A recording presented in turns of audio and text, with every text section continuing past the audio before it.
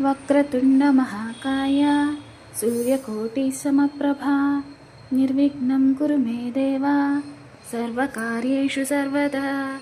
गुरुर्ब्रह्मा गुरुर्विष्णुः गुरुर्देवो महेश्वरः गुरुर्साक्षात् परब्रह्म तस्मै श्रीगुरवे नमः। ओम श्री साईनाथाय नमः। प्रथमं साईनाथाय, द्वितीयं द्वारकामायिने, तृतीयं तीर्थराजाय, चतुर्थं भक्तवत्सले, पंचमं परमात्माय, षष्ठं च शिडिवासिने, सप्तमं सद्गुरुनाथाय, अष्टमं मनादनादने, नवमं निराडम्बराय, दशमं दत्तावतारिणे। एतानि दशनामानि त्रिसन्ध्यं यः पठेन्नरः सर्वकष्टभयान्मुक्तो साईनाथ गुरुकृपा। ओम शांति शांति।